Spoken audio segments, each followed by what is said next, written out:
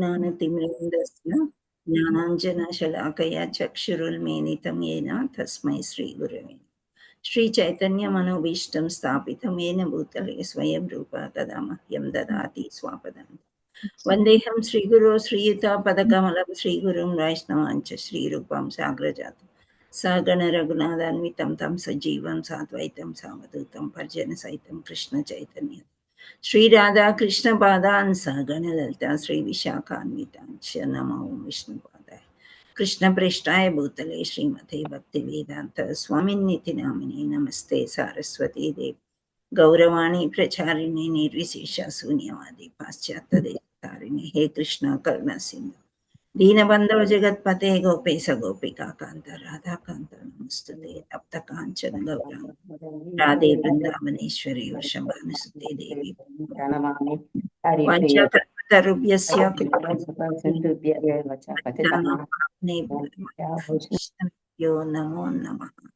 जय श्री कृष्ण चैतन्य प्रभु नित्यानंद श्री अद्वैत गदाधर श्रीवासादि गौर भक्तवृंद हरे कृष्ण कृष्ण कृष्ण हरे हरे हरे राम राम राम हरे हरे नारायणं नमस्कृत्य नरं चैव नरोत्तमं देवीं सरस्वतीं व्यासं ततो जयमुदीरये नष्टप्रायेषु भद्रेषु नित्यं भागवत सेवा भगवते उत्तमश्लोके भक्तिर्भवति नैष्ठिके कृष्णाय वासुदेवाय देवकी नन्दगोपकुमाराय गोविन्दाय मुखं करोति वाचालं पङ्गुं लङ्घयते गिरिमित् कृपातमहं वन्दे श्रीगुरुं दीनतारिणं परमानन्दमाधवं श्रीचैतन्य ईश्वरं नमो विष्णुपादाय कृष्णपृष्ठाय भूतले श्रीमते जयपताका स्वामी नामिने नमाचार्यपदाय निताय कृपाप्रदाय गौरगतदामदय नगरग्रामताक्ष नमो विष्णु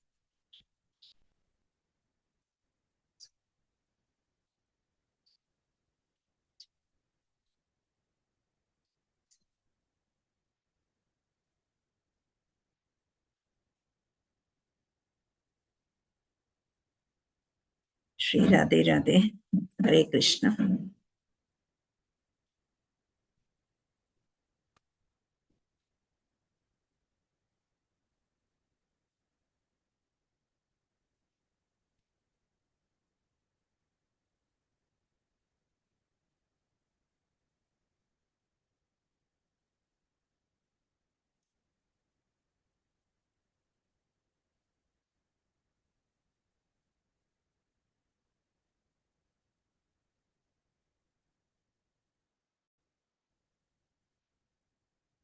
హరే కృష్ణ స్క్రీన్ కనిపిస్తుందా మీకు? కనిపిస్తుంది Mataji. Hare Krishna. Okay, thank you all.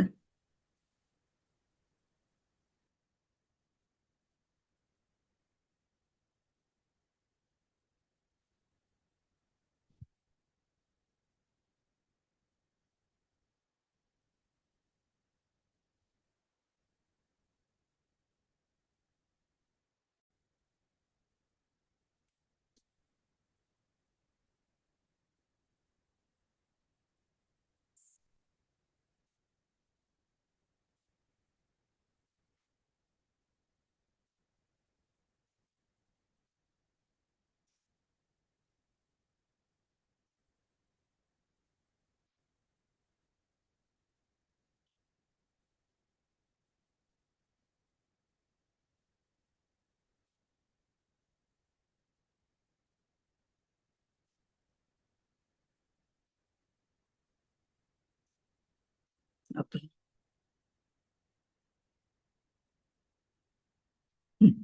చాలా రోజులైంది భగవద్గీత చెప్పి, ఏదో మామూలుగా నేను చదువుకోవడమే కానీ.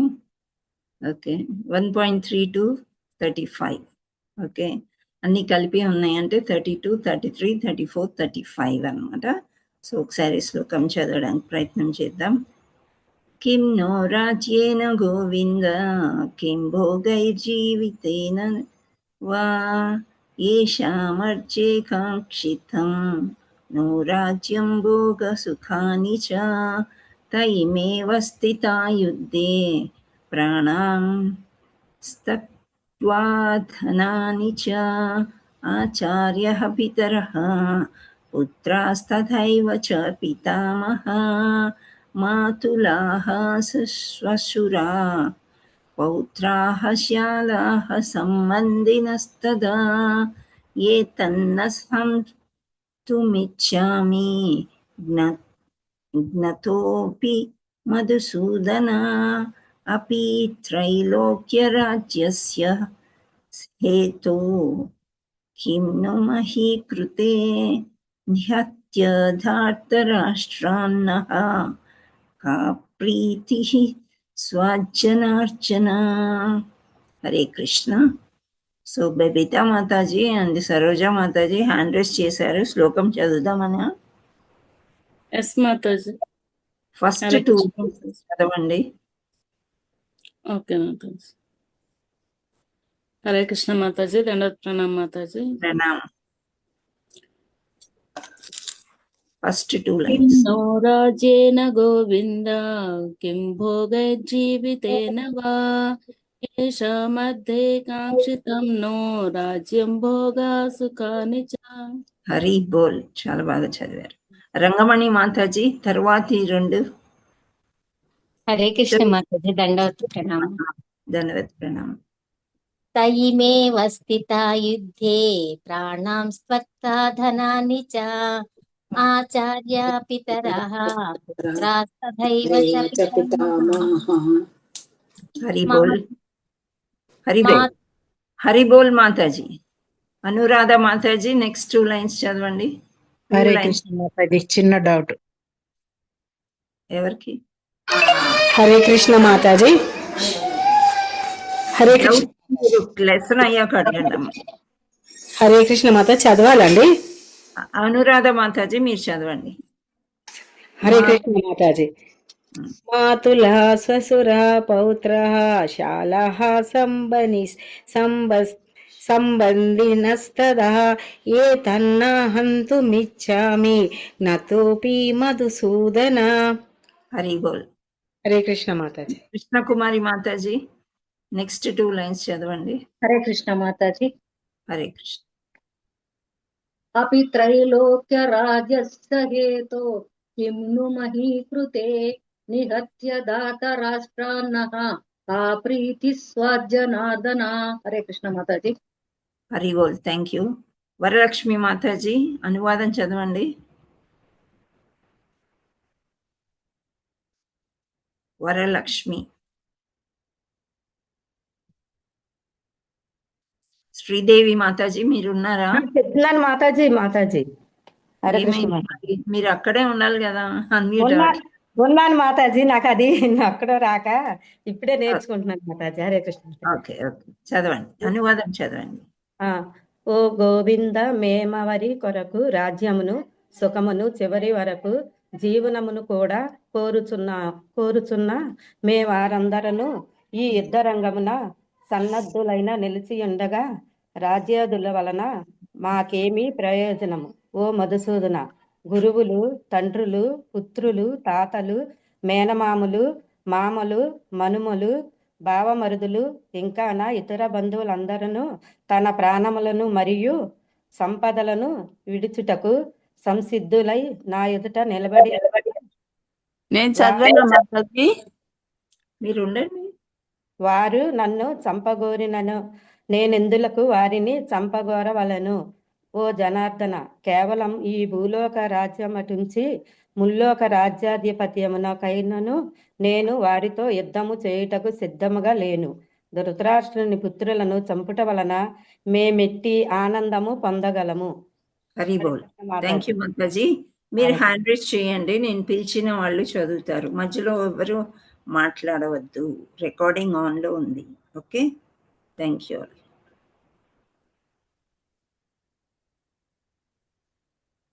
భాష్యము స్వాతి గోవిందు మాతాజీ స్టార్ట్ చేయండి. నేను ఆపమని. హరే కృష్ణ మాతాజీ. దండవత్ ప్రణామం. గోవులకు ఇంద్రియాలకు శ్రీకృష్ణుడే సకల ఆనంద విషయం కనుక అర్జునుడు అతనిని గోవింద అని సంబోధించాడు. ఈ ప్రత్యేక పద ప్రయోగం ద్వారా అర్జునుడు ఏది తన ఇంద్రియాలకు సంతృప్తిని కలిగిస్తుందో దానిని శ్రీకృష్ణుడు తప్పక తెలుసుకోవాలని సూచిస్తున్నాడు. కానీ గోవిందుడు మన ఇంద్రియ తృప్తి కొరకే ఉద్దేశించబడలేదు. అయినా గోవిందుని ఇంద్రియాలను మనము సంతృప్తిపరచడానికి యత్నిస్తే అప్రయత్నంగా మన ఇంద్రియాలు కూడా సంతృప్తి చెందుతాయి. లౌకికంగా ప్రతి ఒక్కడు తన ఇంద్రియ తృప్తిని కోరుకుంటూ ఆ తృప్తిని భగవంతుడు ఇవ్వాలని అనుకుంటాడు. కానీ భగవంతుడు జీవులు ఎంతవరకు అర్హులో అంతవరకే ఇంద్రియ తృప్తిని కలిగిస్తాడు, కానీ వారు కోరినంత కాదు. అయినా మనిషి దీనికి విరుద్ధ మార్గాన్ని చేపట్టినప్పుడు, అంటే స్వీయేంద్రియ తృప్తిని కోరకుండా గోవిందుని ఇంద్రియ తృప్తికి ప్రయత్నించినప్పుడు ఆ గోవిందుని కృపతో అతని సమస్త కోరికలు నెరవేరుతాయి. హరి తన బోల్ జా హరి థ్యాంక్ బోల్ యూ మాతాజీ. Thank you thank you Mataji. Hare Krishna. Hare Krishna. అయితే మీకు కొంచెం చేంజ్ ఆఫ్ వర్డ్స్ కనిపించవచ్చు. తన పుస్తకంలోంచి చదివినట్టున్నారు, అవునా మాతాజీ? ఎస్ మాతాజీ. సో స్క్రీన్ మీద కొన్ని వర్డ్స్ డిఫరెన్స్ ఉన్నాయి. అంటే ఎడిషన్స్ ఉంటాయి కదా, న్యూ ఎడిషన్, ఓల్డ్ ఎడిషన్స్, అప్పుడు కొంచెం మారుస్తారు. ఓకే. సో నెక్స్ట్ ఇప్పుడు అర్జున్ నాకు అక్కడి నుండి చదవాలి. బబితా మాతాజీ మీరు చదవండి. హరే కృష్ణ మాతాజీ. హరే కృష్ణ. అర్జున నాకు తన జాతి మరియు అక్కడ నుండి. అర్జునకు తన జాతి మరియు కుటుంబ సభ్యుల ఎడ గల దృఢమైన ప్రేమకు వారిపై అతనికి గల సహజ కరుణయే కొంతవరకు కారణమని ఇక్కడ చూపబడినది. కనుకనే అతడు యుద్ధము చేయుటకు సంసిద్ధుడగు లేడు. సంసిద్ధుడుగా లేడు. సాధారణంగా ప్రతి ఒక్కరు తమ వైభవమును బంధుమిత్రుల ఎదుట ప్రదర్శింపగోరుదురు.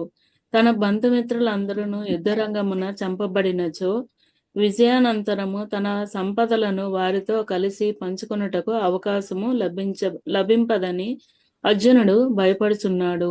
భౌతిక జీవితమునందలి భావములు ఈ విధముగానే పరిగణింపబడుచుండెను. కానీ ఆధ్యాత్మిక జీవితము దీనికి పూర్తిగా భిన్నమైనది. భక్తుడు ఎల్లప్పుడూ భగవానుని కోరికలను సంతృప్తి పరచదలచును. కనుక భక్తుడు భగవానుడు అనుమతిస్తే భగవత్ సేవ కొరకు అన్ని రకాల సంపదలను గ్రహింపవచ్చును. భగవానుడు. Thank you. హరే కృష్ణ మాతాజీ. హరే కృష్ణ. పద్మజ మాతాజీ మీరు చదవండి. హరే కృష్ణ మాతాజీ. భగవానుడు అక్కడి నుండి. భగవానుడు అనుమతించనిచో ఆ భక్తుడు చిల్లి గవ్వనైనను గ్రహింపరాదు. అర్జునుడు తన బంధువులను చంపగోరలేదు.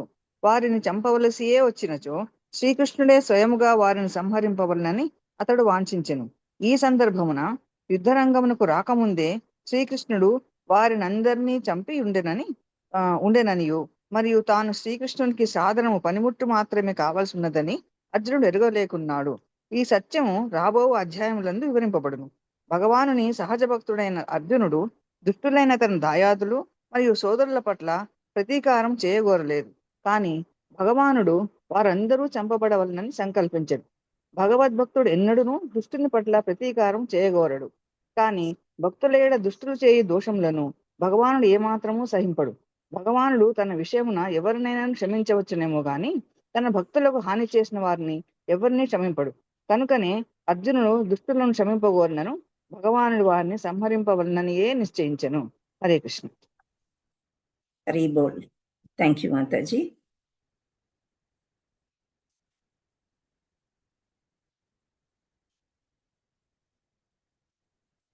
మనం మొదటి అధ్యాయము చర్చించుకుంటున్నాము. చాలా కాలంగా వారానికి ఒక్కరోజే కాబట్టి నెమ్మదిగా జరుగుతుంది భగవద్గీత. మనం ఎక్కువ భాగవతం మీద కాన్సన్ట్రేట్ చేస్తున్నాము. అక్కడక్కడ ఈ శ్లోకాలు వచ్చినప్పుడు మనం చర్చించుకుంటున్నాము. సో ఇక్కడ మనకి ఈ 4 శ్లోకాల్లో తాత్పర్యం ఏమిటి అంటే, అర్జునుడు సామాన్యంగా ఎలా అంటే చాలా కరుణామయుడు అయిపోయాడు. ఎప్పుడు కరుణామయులు అవుతారు జీవులు చెప్పండి? చాలా కరుణ, దయ నిండిపోతుంది ఎప్పుడు. తన వారిని యుద్ధంలో సత్వగుణమే కాకుండా భగవంతుడిని నమ్ముకొని ఉన్నప్పుడు ఇటువంటివన్నీ కూడా తొందరగా సత్వగుణంలోకి వచ్చేసి మన 4 రెగ్యులేటివ్ ప్రిన్సిపల్స్ ఉన్నాయి కదా, ఫస్ట్ది దయాగుణం, అంటే మాంసభక్షణ.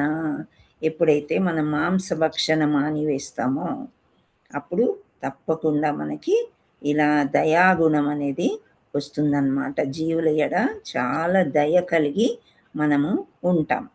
సో ఇక్కడ అంత దయ కలిగిన వాడు ఏమంటున్నాడు, ఉభయోర్ మధ్యే అన్నాడు ఇంతకుముందు. అంటే రథాన్ని అంటే మధ్యలోకి తీసుకెళ్ళు, నా శత్రువులు, అంటే శత్రువులు కాదు కానీ కౌరవులు బాగా యుద్ధం చేయాలి అని వాళ్ళకి చాలా కోరికగా ఉండింది. సో అదేంటో చూద్దాం, వాళ్ళు ఎంత తయారయ్యారో, వాళ్ళ ఫేసులు నేను చూడాలనుకున్నాను అన్నాడు అర్జునుడు. అప్పుడు శ్రీకృష్ణుడు మనసులోనే నవ్వుకుని మధ్యలోకి తీసుకెళ్ళిన తర్వాత అందరినీ చూసి బెంబేలెత్తిపోయి ఈ శ్లోకాలు పలుకుతున్నాడు అనమాట. సో ఇక్కడ ఏమన్నాడంటే, కిమ్యో రాజ్యేన గోవింద కిం భోగై జీవితేన వా అని అంటున్నాడు. అంటే ఓ గోవింద, మేము ఎవరి కొరకు రాజ్య సుఖాన్ని చివరకు జీవనాన్ని కూడా కోరుచున్నామో వారందరూ యుద్ధరంగంలో సన్నద్ధులై నిలిచి ఉండగా నా రాజ్యాదుల వల్ల మాకేమి ప్రయోజనము. ఇక్కడ చాలా కరెక్ట్గా చెప్తున్నాడు. ఏమంటున్నాడంటే రాజ్యాం భోగా సుఖాని చ. సో ఈ రాజ్యాలు ఎందుకు, మాకు ఈ సుఖాలు ఎందుకు, అక్కడ ఆపోజిట్ దాంట్లో ఎవరెవరు ఉన్నారు అని ఇక్కడ ఏమని చెప్తున్నాడంటే వాళ్ళందరూ మాకు కావలసిన వాళ్ళు.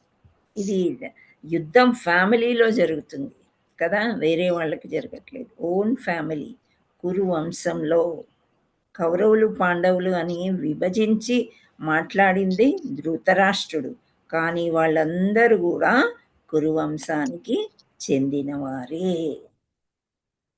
సో ఇక్కడ అలా ఆయన ఏమనుకుంటున్నాడంటే ఆల్ మై కజిన్స్, ఇంకా నా పితామహులు, తాతలు, తండ్రులు, మామలు అందరూ పోయిన తర్వాత రాజభోగాన్ని సుఖించలేము, మేము ఏం చేసుకుంటాం, ఈ జీవితంలో ఇంకా క్షమించరాని నేరం చేసినట్లు ఉంటుంది. సో దానివల్ల ఏం ప్రయోజనం లేదు.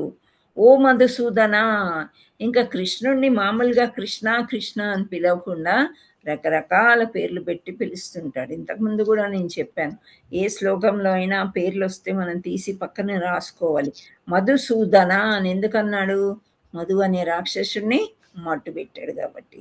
సో ఓ మధుసూదన, గురువులు, తండ్రులు, పుత్రులు, తాతలు, మేనమామలు, మామలు, మనుమలు, బావమర్దులు, ఇంకను ఇతర బంధువులందరూ తమ ప్రాణాలను మరియు సంపదలను విడిచుటకు సంసిద్ధులైన ఎదుట నిలబడి ఉండగా వారు నన్ను చంపగోరినను నేను ఎందులకు వారిని చంపగోరవలేను. సో ఇక్కడ వాళ్ళు నన్ను చంపాలనుకుంటున్నారు, పర్వాలేదు నేను చచ్చిపోతాను, కానీ ఎందుకు నేను వాళ్ళని చంపడము, నాకు అట్లాంటి కోరిక లేదు కృష్ణ అని చెప్తున్నా. నా గురువు నన్ను ఎంతో పెంచి పెద్ద చేసి నాకు ఎన్నో విద్యలు నేర్పించాడు, ఇందుక మన ఫ్యామిలీని చంపుకోవడానిక. మాతులాహ స్వసురాహ పౌత్రాహ శ్యాలాహ సంబంధినస్తదా. సో ఇక్కడ ఆచార్య పితర పుత్రైస్తదైవ చ పితామహ. పుత్రులు అంటున్నాడు, అంటే అభిమన్యుడు అంటే వీళ్ళ సైడ్ ఉన్నాడు, కానీ వీళ్ళకు కూడా పుత్రులు ఉన్నారు కదా, ఇంతమంది కౌరవులకి 100 మంది కౌరవులు. సో ఆ పిల్లలకంతా ఇంకా పిల్లలు పుట్టుంటారు. సో వీళ్ళందరినీ కూడా నేను మట్టుబెట్టి నేనేమి నా ప్రాణాలు మరియు సంపదను విడిచుటకు వాళ్ళందరూ సంసిద్ధులయ్యారు. అంటే వాళ్ళ భార్యలు ఇంట్లో ఉన్నారు, వాళ్ళ చిన్న చిన్న పిల్లలు ఉన్నారు, వీళ్ళందరినీ వదిలేసుకొని చనిపోవడానికి, త్యాగం చేయడానికి వాళ్ళు రెడీగా ఉన్నారు. వాళ్ళు రెడీగా ఉండొచ్చు, కానీ నేనెందుకు వారిని చంపగోరవలను, నేనెందుకు చంపాలి, వాళ్ళ ఆయుష్ తీరిపోతే నువ్వు చంపుకో, నువ్వు దేవుడివి కదా అన్నట్టు మాట్లాడుతున్నాడు అనమాట. ఇంకా ముందుకి మనము 11వ అధ్యాయంకి అలా వెళ్తే మనకి విశ్వరూపంలో మనకి యాక్చువల్లీ తెలుస్తుంది. కానీ ఇక్కడ మనకి ముందు భగవద్గీత తెలియనప్పుడు ఎలా మాట్లాడతామో అలా మాట్లాడుతున్నాడు అనమాట. ఓ జనార్దన, ఇక్కడ మళ్ళీ ఇంకో మాట చెప్పాడు, జనార్దన అన్నాడు. జనులని చక్కగా చూసుకునేవాడు జనార్దన. కేవలం ఈ భూలోక రాజ్యం అటుంచి ముల్లోక రాజాధిపత్యంనైనను నేను వారితో యుద్ధం చేయుటకు సిద్ధంగా లేను. ఇక్కడ కురువంశం కోసము, ఈ రాజ్యం కోసము నేను పోట్లాడతానని అనుకుంటున్నారు, కానీ ముల్లోకాల కోసం రాజుని చేసినా, ఇంద్ర పదవి నాకు ఇచ్చినా సరే నేను సిద్ధంగా లేను అని చెప్పేస్తుంది. ధృతరాష్ట్రుని పుత్రులను చంపుట వలన మేమెట్టి ఆనందం పొందగలము? సో ధృతరాష్ట్రుడు ఎవరు? మా పెద్దనాన్న. సో మా పెద్దనాన్న పిల్లల్ని వాళ్ళని మట్టు పెట్టేసిన తర్వాత ఇంకా మాకు ఆనందం ఎక్కడిది కృష్ణ? మేము 5గురం మాత్రమే మిగిలిపోయి ఏం ఆనందిస్తాము? అంటే నేను సిద్ధంగా లేను అని చెప్తున్నాను.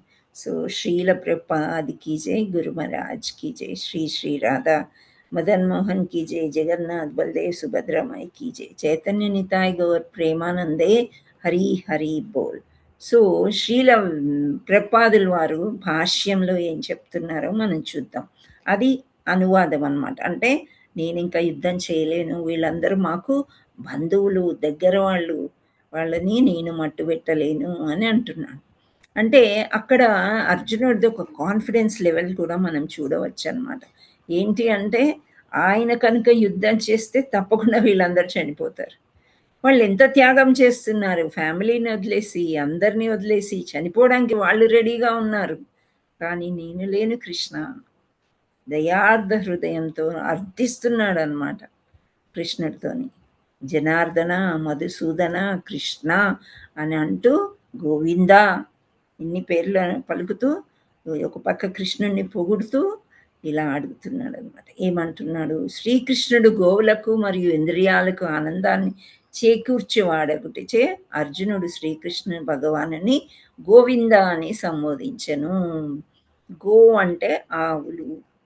ఓకే, సో ఆ గోవులు, ఆవులు. తర్వాత గోవింద అంటే ఇంద్రియాలకి అధిపతి. మన ఇంద్రియాలన్నిటినీ కంట్రోల్ చేసేది ఎవరు? మన ఇంద్రియాలని కంట్రోల్ చేసేది మనస్సు కంట్రోల్ చేయాలి, కానీ భగవంతుడు ఉంటాయని మనం ఇంతకుముందు మనీషా మాతాజీ కూడా చెప్పారు. మనకి ఇంద్రియాలు ఉంటాయి మనకి, కానీ అన్ని కోరికలు తీరుతాయా? మనం పుడతామే కోరికల కోసం, కోరికలు తీర్చుకోవడానికి కదా. ఆ తృప్తి అనేది మనకి ప్రపంచంలో దొరకదు. దొరకకపోయినా సరే మనకి ఇది ఆ కోరికలు అనేవి పుడుతూనే ఉంటాయి అన్నమాట. సో మన ఇంద్రియాలకి అధిపతి అయిన భగవంతుడు గోవులను మరియు ఇంద్రియములకు ఆనందము చేకూర్చేవాడు. అంటే భగవంతుణ్ణి నిన్న మీరు రథయాత్రకి వచ్చారా? ఎవరైనా వచ్చారా? అబిట్స్ రథయాత్ర హ్యాండ్ రైజ్ చేయండి, చూద్దాం ఎంతమంది వచ్చారు. శ్రావణి మాతాజీ కలవనే లేదు, ఎక్కడ కనిపిస్తావు? బి శ్రీలత వచ్చారు. ఓకే, హేమారాణి, మాతాజీ అజిత మాతాజీ వచ్చాను Mataji. Okay, very good. Sabitha Ghosh వచ్చారు, అనురాధ మాతాజీ వచ్చారు. పంతులు కూడా వచ్చారు. ఎవరు? Chandrakala. Okay, very good. So Mataji నేను ఇక్కడ సికింద్రాబాద్ లో వెళ్ళాను మాతాజీ, మధ్యాహ్నం అక్కడికి రాలేదు. కూడా గుంజాను నేను చాలాసేపే, ఇక్కడికి వెళ్ళాను. ఓకే, ఖాళీగా ఉండిందా? ప్లేస్ దొరికిందా? లేదు మాతాజీ, చాలా ఇదైంది కానీ ఒక కొంచెం 5 నిమిషాలు అయితే తీసుకున్నా అన్నట్టు. Very nice. సో ఇక్కడ బిట్స్ గుడి కూడా అసలు రోజు రోజుకి చాలా జనం పెరిగిపోతున్నారు, భక్తి పెరిగిపోతుంది అనమాట. అంటే నేను ఎందుకు ఇక్కడ ఇంద్రియాల దగ్గరికి రాగానే రథయాత్రకి వెళ్ళానంటే మన కళ్ళకి ఒక తృప్తి కదా. ఎంతో ఆనందం వేసిందా లేదా మీకు జగన్నాథుడిని చూస్తే? చాలా ఆనందంగా ఉండింది అసలు ఎంత అంటే జగన్నాథుడు కను రెప్పలు కూడా ఉండవంట. ఎక్కడ మిస్ అయిపోతానో రెప్పగొట్టే లోపు నా భక్తుల్ని అని రెప్పలు కూడా లేకుండా అంత పెద్ద కళ్ళు వేసుకుని భగవంతుడు వీళ్ళంతా మూర్ఖులు, నా దగ్గరికి రావడం వాళ్ళకి తెలియదు అని గుడికి రాలేని వాళ్ళ కోసం బయటకు వస్తాడంట జగన్నాథుడు. సంవత్సరానికి ఒక్కసారి వాళ్ళందరూ కూడా తరిస్తారంట. మనకు తెలిసినా తెలియకపోయినా భగవద్గీత, భాగవతం ఏమీ తెలియకపోయినా ఆ రథం యొక్క తాడు పట్టుకుంటేనే మనకి దివ్యత్వం లభిస్తుంది అని చెప్తారనమాట. జగన్నాథుడు అంత కరుణామయుడు. సో అంటే ఇంద్రియాలకి అంత తృప్తి. ఇప్పుడు మనము బయట దూరం నుంచి దండం పెట్టుకొని కళ్ళారా చూసాము జగన్నాథుడిని, సంతోషం ఇంత ప్రసాదం తీసుకుని పక్కకు జరుగుదామంటే జరగగలమా? లేదు. మనం అది కిక్కిరిసిపోయి అందరు తోసేస్తున్నా, పడేస్తున్నా, చీరలు జుట్లు లాగేస్తున్నా మనం ఆ తాడు పట్టుకోవాలని ప్రయత్నం చేస్తున్నాం. అంటే ఆ యొక్క కోరిక చూడండి, ఆ చేతులతోని ఆ తాడు పట్టుకోవాలి. అదొక ఇంద్రియాలు. అవి కూడా ఇంద్రియాలే కదా. మళ్ళీ నడుచుకుంటూ వెళ్తాం, అక్కడ బస్సులు కార్లు ఎంతో దూరం ఎక్కడో ఆపేస్తే భగవంతుడి కోసం మనం నడుస్తాము. చెప్పులు లేకుండా నడుస్తారు, కొందరు చెప్పులు వేసుకొని నడుస్తారు. సో ఇవన్నీ ఏంటి, ఇంద్రియాలకి ఆనందము చేకూర్చేవాడు శ్రీకృష్ణ భగవానుడు. అంటే ఇక్కడ మనకి జగన్నాథ్ కూడా శ్రీకృష్ణుడే కదా. సో ఆనందాన్ని చేకూర్చేదన్నమాట ఇదంతా కూడా. అందుకే గోవింద అని అన్నాడంట. సో ఈ ప్రత్యేక పద ప్రయోగం ద్వారా అర్జునుడు ఏది తన ఇంద్రియాలను తృప్తిపరచగలదో శ్రీకృష్ణుడు ఎరగవాలనని సూచిస్తున్నాడు. అంటే మన మనస్సు ఇంద్రియాలన్నింటినీ కంట్రోల్ చేసేది ఎప్పుడు, మంచి భక్తి యోగా చేసినప్పుడు చెడు నుండి దూరంగా మంచి వాటికి వస్తూ ఉంటాం. ఓకే, సో అది ఒకటి.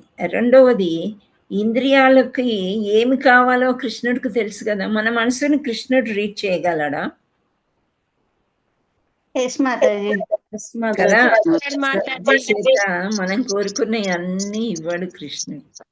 ఆ సమయం వస్తే ఇస్తాడు. ఆ సమయం వస్తే మన కోరికలు తీరుతాయి, లేదంటే కొన్ని తీరవు, ఇవ్వడనమాట. మనం ఎన్నో ఉదాహరణలు చెప్పుకున్నాం కదా. పిల్లలు ఐస్ క్రీమ్ అడిగితే ట్రాన్సల్స్ ఉన్న వాళ్ళకి నొప్పి కలుగుతుందని తల్లిదండ్రులు ఇవ్వరు. ఆ తర్వాత చిన్నపిల్లలు సిగరెట్ కొనుక్కోవడానికి వెళ్తే ఆ కొట్టువాడైతే సరే ఇస్తాడు, తల్లిదండ్రులు అయితే ఇవ్వరు. సో అలా మన తండ్రి అయిన శ్రీకృష్ణుడు ఇంద్రియాలని మనం తృప్తిపరిచ, నీకు తెలియదా, నీకు తెలుసు కదా అని అర్జునుడు అంటున్నాడు. ఏ ఇంద్రియాలను తృప్తిపరచగలదో శ్రీకృష్ణుడు ఎరగవలనని సూచిస్తున్నాడు. కానీ గోవిందుడు మన ఇంద్రియాలను తృప్తిపరచుట కొరకై నిర్దేశింపబడలేదు. మన కోరికలు తీర్చడానికి లేడు అక్కడ భగవంతుడు. భగవంతుడు శరణాగతి మనం పొందినప్పుడు మన గురించి ఆలోచిస్తాడు అన్నమాట. సో ఇక్కడ భగవంతుడికి ఏమి తృప్తి కలుగుతుందో అది మనం చెయ్యాలి అని చెప్తున్నారు. ఏంటి, అప్రయత్నంగానే మన ఇంద్రియాలు కూడా తృప్తి నొందగలవు. ప్రపంచమందు ప్రతి మానవుడు భౌతికంగా తన ఇంద్రియాల సంతృప్తి పరుచుకొనవలెనని, అట్టి తృప్తిని భగవానుడు సమకూర్చవలనని వాంఛించును. ఇప్పుడు మనం ఈ సంవత్సరం రథయాత్ర జరిగింది, మనం వెళ్ళాము, జగన్నాథుడిని చూసాము, ప్రసాదం తిన్నాము, రథం పట్టుకున్నాము, వచ్చాము. నెక్స్ట్ ఇయర్ ఏదన్నా మంచి జరిగింది అనుకోండి, మనకి ఏదో ఒకటి మంచి మనకి తృప్తి పరిచేది జగన్నాథుడే చేశాడు అనుకుంటాం. అవునా? అనుకుంటాం. అర్జునుడు తెలియదా, నువ్వు చెయ్యి, ఎందుకు మమ్మల్ని నన్ను యుద్ధానికి పంపిస్తున్నావు, నువ్వు చేయగలవు కదా అని అంటున్నాడు. కావాలంటే నువ్వు చంపేయి వాళ్ళని, నేనెందుకు చంపాలి, నేనెందుకు మాధ్యమంగా అవ్వాలి, నువ్వే అన్ని, నీ చేతిలోనే అన్నీ ఉన్నాయి కదా అని అంటున్నాడు అనమాట. సో ఇక్కడ ప్రత్యేక పదప్రయోగం ద్వారా అర్జును ఏదో తన ఇంద్రియాలను తృప్తిపరచగలదో శ్రీకృష్ణుడు ఎరగవలనని సూచిస్తున్నాడు. సో నా మనసులో ఇది ఉంది, నీకు తెలుసు కదా, సో నువ్వు గోవిందుడివి, నా ఇంద్రియాల కంట్రోల్ నీలోనే ఉన్నాయి, నువ్వు చెయ్యొచ్చు కదా. సో ఈ ఇంద్రియాల తృప్తి, ఆ గోవిందుడు మన ఇంద్రియాలను తృప్తికి పరచుకోవటానికి లేడు అని చెప్తున్నారు. గోవిందుని ఇంద్రియాలు తృప్తిపరచుటకు యత్నించితో అప్రయత్నంగానే మన ఇంద్రియాలు కూడా తృప్తి నొందగలవు. ఎంత సింపుల్ పాయింట్ చూడండి. ఇక్కడ మనం సుధామాత్ తీసుకుందామా ఉదాహరణ. ఆయన ఏం చేశాడు, చిన్న అటుకులు, ఎవరికైతే ఇష్టమో, అటుకులు అంటే చాలా ఇష్టం అంట, ఈ పఫ్డ్ రైస్ అంటే ఎవరికి, శ్రీకృష్ణ భగవానుడికి. సో అవి పట్టుకుని వచ్చి ఇస్తాడు. అన్ని చిన్న మూటలో అటుకులు ఇచ్చినందుకు ఇంత శ్రీమంతుడైపోతాడు. ఆయన ఎక్స్పెక్ట్ చేయలేదు, ఆయనకు తెలియదు ఇలా చేస్తారని. ఆయన ఏమనుకున్నాడు, నా చిన్ననాటి స్నేహితుడు పెద్ద రాజు అయ్యాడు, ఇప్పుడు ఈ రాజుని నాకు చిన్న ఉద్యోగం ఎక్కడైనా ఇప్పిస్తే పౌరోహిత్యం చేసుకుంటూ నేను బ్రతకగలను కదా, నా కుటుంబ పోషణ పాలనం నేను చూసుకోగలను కదా అనుకుని వెళ్తాడు. వెళ్ళిన తర్వాత నోరు మూసుకొని పోతుంది ఆయనకి, ఆ కోరికని వెళ్ళిబుచ్చాడు అనమాట. కానీ ఆయన మనస్సులోని కోరిక భగవంతుడు తెలుసుకున్నాడు. అలా నువ్వెందుకు తెలుసుకోవు అని ఇక్కడ అర్జునుడు అంటున్నాడు. నాకు ఇష్టం లేదు యుద్ధం చేయడానికి.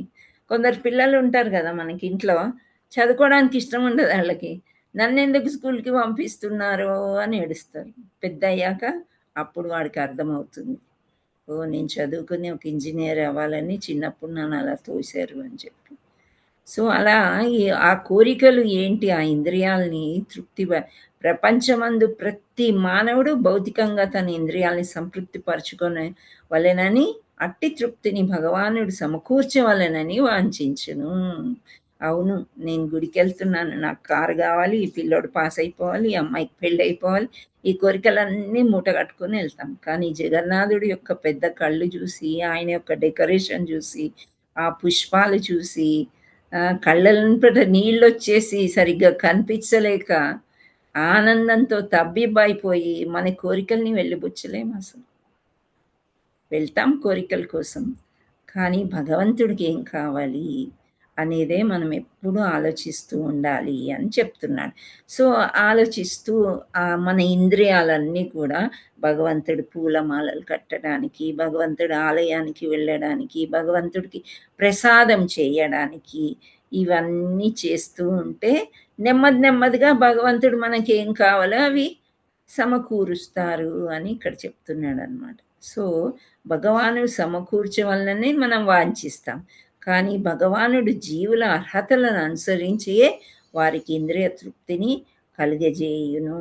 అంతేకాని భగవానుడు కోరిన దాన్నంతటినీ ప్రసాదింపడు. మనం ఏది కావాలంటే అది ఇవ్వరనమాట. ఇప్పుడు అర్హత చూస్తారు. ఒక ఉద్యోగం కావాలనుకోండి, ఆ ఉద్యోగానికి అర్హత గ్రాడ్యుయేషన్ అనుకుందాం, డిగ్రీ. ఇంటర్మీడియట్ పాస్ అయిపోయి అప్లై చేసేసి నాకెందుకు ఇవ్వట్లేదు, నాకు ఇక్కడ 95%, 98 దాకా వచ్చింది కదా అని అంటే అది ఎలిజిబిలిటీయే లేనప్పుడు నీకు ఉద్యోగం ఎక్కడి నుండి వస్తుంది? వస్తుందా? అలాగ ఎవరికైనా వస్తుందా చెప్పండి? హరే కృష్ణ. రాదు. మన ఎలిజిబిలిటీని బట్టి అదే భగవంతుడు కూడా మనని చూస్తాడనమాట, పరీక్ష చేసి చూస్తాడు. వీళ్ళకి ఇది ఇయ్యొచ్చా, ఇస్తే దీన్ని సద్వినియోగం చేసుకుంటారా లేదా. ఇప్పుడు రోడ్డు మీద మనం వెళ్తూ ఉంటే కొత్త రకాలైన బొమ్మలండి, మీరు గమనించారా లేదో? రోడ్డు చౌరస్తాల మీద ఆగి సిగ్నల్ కోసం ఆగితే మనం కూడా టెంప్ట్ అయిపోతాం, అయ్యో ఇది తీసుకుంటే పిల్లలు ఆడుకుంటారేమని. మనం తీరా ఇంటికి వచ్చినాక 5 నిమిషాలకే అది విరిగిపోతుంది. మనకు తెలుసు, కానీ పిల్లలకి తెలియదు కదా. అది కావాలి అంటుంటారు. ఎస్పెషల్లీ పిల్లలు ఉన్న దగ్గర వాళ్ళు అక్కడి నుంచి కదలరు అనమాట. ఇంకా ఎక్కడ సిగ్నల్ పడిపోతే వీళ్ళు ఏడుస్తూ ఉంటారని తల్లిదండ్రులు అవి కొనిచ్చేస్తూ ఉంటారన్నమాట. సో అలా మనము ఇంద్రియాలని మనం తృప్తిపరచుకోవడానికి భగవంతుడి దగ్గరికి వెళ్తాం, కానీ భగవంతుడు కోరిన దాన్ని భగవంతుడికి ఆయనకి ఏమి ఇష్టమో మనం తెలుసుకోవాలి. ఎలా తెలుసుకుంటామో? గురువుల ద్వారా, స్క్రిప్చర్స్ ద్వారా, సత్సంగ్ ద్వారా మనము తెలుసుకుంటాము. ఇప్పుడు జగన్నాథుడికి చెప్పని భోగు ఇష్టము. జగన్నాథుడు ఎంత పెద్ద కళ్ళు చేసుకొని ఎంత భక్తి మనకి ఉన్నా లేకపోయినా ఎలా కరుణిస్తాడో అలా మంచి భోజన ప్రియుడంట. ఇలా భోజనం పెట్టి చెయ్యి ఆరకముందే ఇంకో భోగా పెడతారంట జగన్నాథ క్షేత్రంలో. సో ఆ ప్రసాదం చాలా అన్నమాట. ఆ ప్రసాదాలన్నీ కూడా విక్రయిస్తారు, అందరూ కొనుక్కొని మళ్ళీ తింటారు. ఆ తృప్తి వేరు. సో ఆయనకి ఇలా ఇంత భోగా పెట్టడం ఇష్టము. అందులో కిచిడి అంటే ఇష్టము. హెల్త్ బాగలేనప్పుడు కాడా పెడతారు, అంటే కషాయము. సో ఇవన్నీ మనం తెలుసుకుంటాం. తన పనస తొనలు ఇలా చదువుతూ ఉంటే, కథలు వింటూ ఉంటే మనకు తెలుస్తుంది అన్నమాట. సో భగవంతుడికి అవన్నీ కూడా మనం సమర్పించేసేటప్పుడు సమకూర్చి ఆ తర్వాత నెమ్మదిగా భగవానుడు జీవుల కానీ భగవానుడు జీవుడ అర్హతలను అనుసరించే వారికి ఇంద్రియతృప్తిని కలిగజేయను. అంతేకాని భగవానుడు కోరినంతటిని ప్రసాదించాడు. కానీ ఏ మానవుడైనా అట్లు కాకుండా భిన్న మార్గాన్ని చేపట్టినప్పుడు, అనగా తన ఇంద్రియ తృప్తి కోరకుండా గోవిందుని ఇంద్రియ సంతృప్తి పరిచి యత్నించినప్పుడు గోవిందుని కృప జీవుల సమస్త కోరికలు తృప్తి నందును. అర్జునునకు తన జాతి మరియు కుటుంబ సభ్యుల ఎడగల దృఢమైన ప్రేమ, వారిపై అతనికి గల సహజ కరుణయే కొంతవరకు కారణమని ఇక్కడ చూపబడినది. సో బంధువుల మీద తప్పకుండా మనకి కరుణ, ప్రేమ ఇవన్నీ ఉంటాయి కదా. మన కళ్ళ ముందు పుట్టిన పిల్లలు, వాళ్ళంతా కజిన్స్, ఇతనితో ఆడుకున్న వాళ్ళని ఎలా నేను చంపను, ఆ కరుణ, దయా హృదయం ఆయనకి వచ్చిందనమాట. సో కనుకని అతడు యుద్ధం చేయుటకు సంసిద్ధుడుగా లేడు, రెడీగా లేడనమాట. నాకెందుకు వచ్చిన గొడవ, నేను యుద్ధం చేయలేను. ఎందుకు అర్జునుడే మెయిన్ అనంటే, అర్జునుడే వీలు కాడు, వేరే వాళ్ళు కూడా ఉన్నారు నలుగురు, కానీ మెయిన్ అర్జునుడు అనమాట. సో అర్జునుడికి రథసారథి అయ్యాడు కాబట్టి వీళ్ళిద్దరి మధ్య ఈ సంభాషణ జరుగుతూ ఉంది. కానీ ఏ మానవుడైనా అట్లు కాకుండా భిన్న మార్గము చేపట్టినప్పుడు, ఆ ఇంద్రియ తృప్తిని కోరకుండా గోవిందుని ఇంద్రియ తృప్తి సంతృప్తి పరిచి యత్నించినప్పుడు గోవిందుని కృపచేత జీవుల సమస్త కోరికలు తృప్తి నందును. సో భగవంతుడికి మనం ఎప్పుడైతే చేస్తామో భగవంతుడు మన కోరికలన్నీ తీర్చేస్తాడు అని చెప్తున్నాడు. ఎప్పుడైతే భగవంతుడి ధ్యానంలోకి మనం వెళ్ళిపోతామో, ఆయన అంటే అంత ఇష్టము, ఆయనకి ఏది కావాలో అది చెయ్యాలి అని అనుకున్నప్పుడు మన కోరికలే సగం చచ్చిపోతాయి. కానీ ఎప్పుడో కోరుకున్న కోరికలు కూడా అప్పుడు ఏదో రకంగా తీరుస్తుంటాడు భగవంతుడు. ఆ లిస్ట్లోంచి వెళ్ళిపోదన్నమాట. మనము మంచిగా చెడుకో కొన్ని కోరికలు కోరుకుని ఉంటాం, అవన్నీ కూడా లెక్క ప్రకారం తీరుస్తాడు. మీరు కావాలంటే మీ పాస్ట్ లైఫ్, ప్రజెంట్ లైఫ్ అన్నీ చూసుకోండి. అది ఎంత పర్ఫెక్ట్ అంటే మనం పేపర్ మీద రాసి ఎంత పర్ఫెక్ట్ క్యాల్కులేషన్ చేసినా అది కాదనమాట. నిన్న రాధేశ్యామ్ ప్రభు ఎగ్జిబిషన్ గ్రౌండ్స్లో ఎంత బాగా చెప్పారంటే, అసలు ఎంత మేధావులైనా, ఎంత సైంటిస్టులైనా, ఎవరైనా ఈ పొట్టలో ఏముంది, గుండెలో ఏముంది, లంగ్స్లో ఏముంది, ఊపిరి ఎందుకు పీల్చుకుంటున్నాము, గాలి ఎక్కడి నుండి వస్తుంది, గాలి రావడానికి మొక్కలు, చెట్లని ఎవరు పెంచారు, చెట్లకు నీళ్ళు ఎవరు పోశారు, ఈ ఆకాశం ఏంటి, సూర్యుడేంటి, మేఘాలేంటి, వీటి గురించి ఎప్పుడైనా ఆలోచించారా? అవన్నీ ఎవరు చేశారు? Someone is there behind that. Who is that someone? జగన్నాథుడు. జగన్నాథుని, జగత్తుని ఏలేవాడు జగన్నాథుడు. సో ఇవన్నీ చేసి పెట్టి సమకూర్చాడు కాబట్టే మనం ఇలా బ్రతకగలుగుతున్నాం. మనమే కాదు, అన్ని జీవరాశులకి. మనం ఇప్పుడు ఉద్యోగం చేయాలని ఏమీ లేదు. దీనికి కూడా ఒక స్టోరీ ఇంతకుముందు చెప్పాను నేను. మనం సంపాదించాలని ఏమీ లేదు. భగవంతుడు ఎక్కడి నుండైనా తెచ్చి మన పొట్ట నింపుతాడు. కానీ భక్తి చేయాలి. భక్తి చేయకుండా పొట్ట నింపుకోవాలంటే అది విష పదార్థమే అవుతుంది. భక్తి చేసినప్పుడు భగవంతుడు తప్పకుండా మన కోరికలన్నీ కూడా తీర్చేస్తాడు అని ఇక్కడ చెప్తూ ఉన్నారు అన్నమాట. సో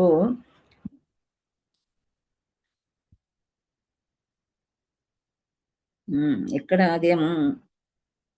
తన బంధుమిత్రులందరూ యుద్ధరంగంలో చంపబడినచో విజయానంతరము తన సంపదలను వారితో కలిసి పంచుకొనుట అవకాశము లభింపదని అర్జునుడు భయపడుచున్నాడు. భౌతిక జీవితం నందలి భావాలు ఈ విధంగానే పరిగణింపబడుచుండును.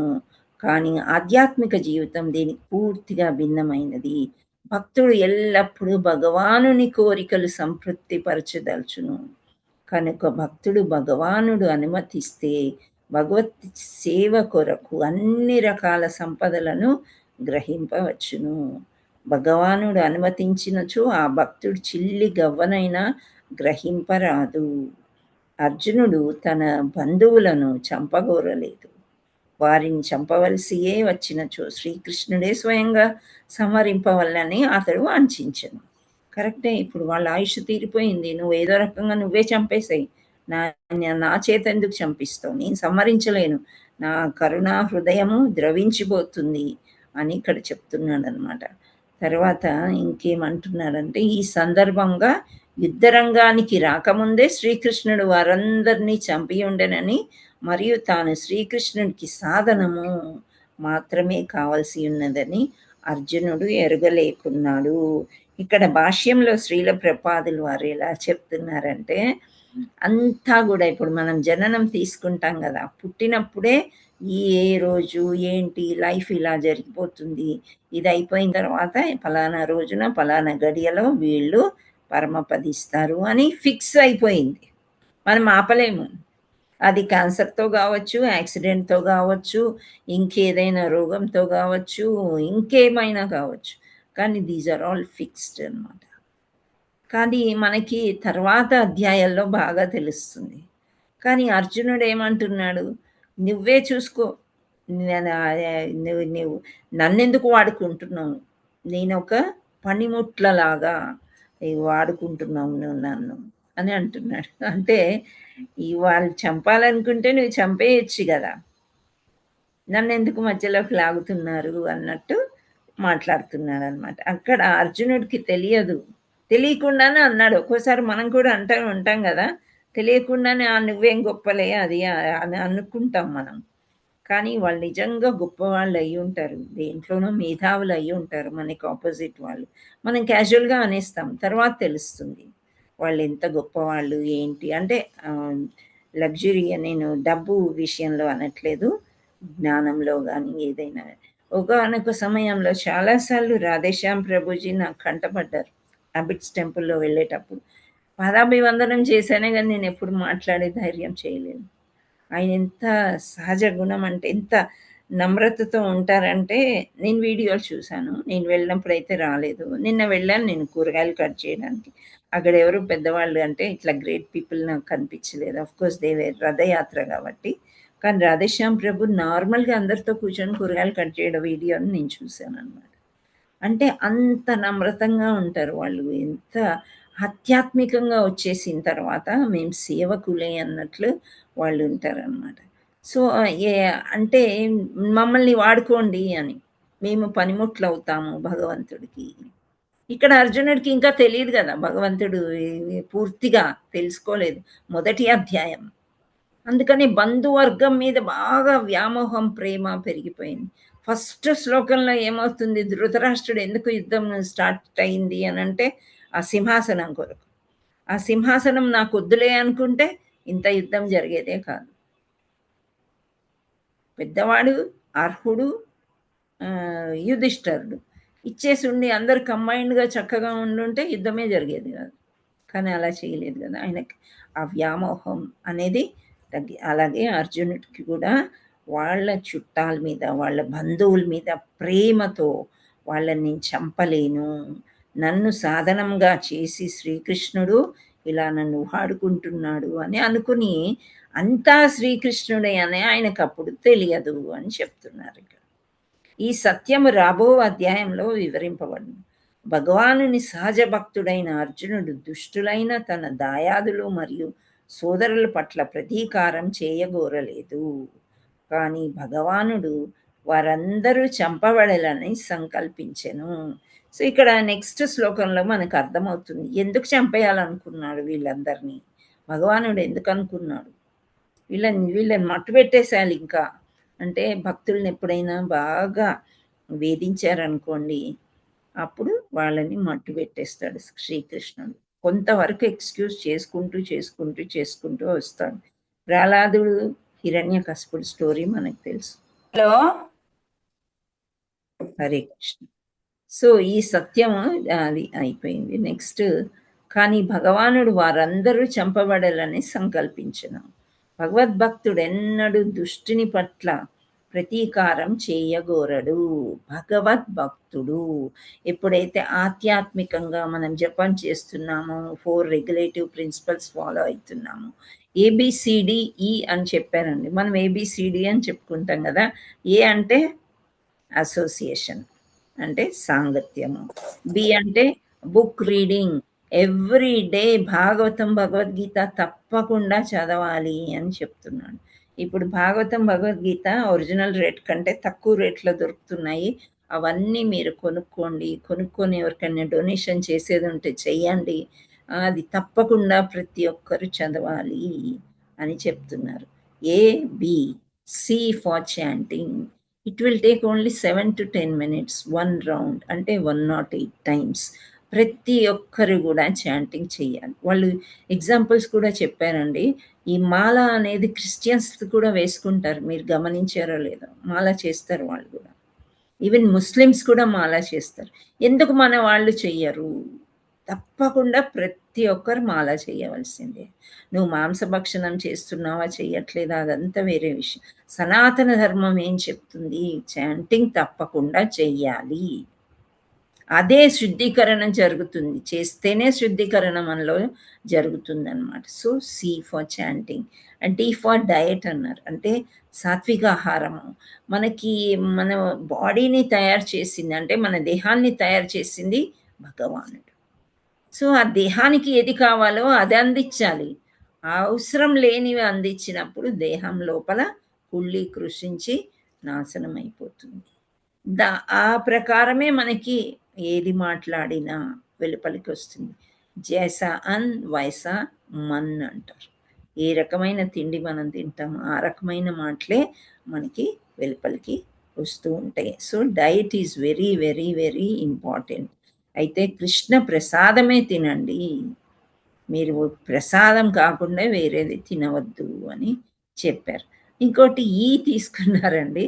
మనం ఎప్పుడు ABCD వరకే చెప్తాం. ఆయన ఈ అంటే you should always be engaged in Krishna సేవ అని చెప్తున్నారు. ఈ కృష్ణ సేవ మనం ఎలా చేయగలుగుతాము? ఇలా ప్రచారం చేయొచ్చు, లెసన్స్ చెప్పొచ్చు, పాటలు పాడొచ్చు. ఆ తర్వాత మనం గుడిలో వెళ్ళి ఏదైనా సేవా కార్యక్రమాలు ఉంటాయి, అక్కడ సేవకులు చాలా కష్టంగా దొరుకుతున్నారు.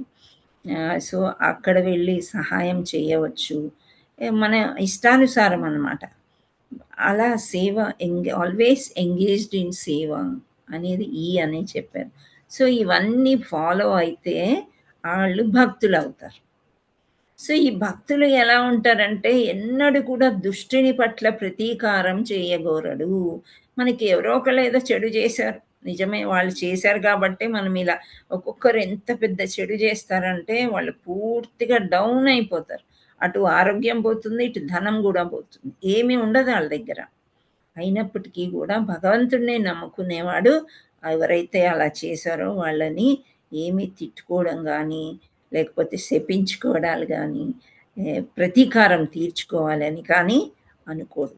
సో ఇక్కడ అర్జునుడు భక్తుడు, అందుకనే ప్రతీకారం తీర్చుకోవాలి అని అనుకోడు. ఎందుకు ప్రతీకారం తీర్చుకోవాలంటే వీళ్ళు చిన్నగా ఉన్నప్పటి నుండే వీళ్ళకంతా అపకారం చేస్తూనే వచ్చారు కౌరవులు. అవునా?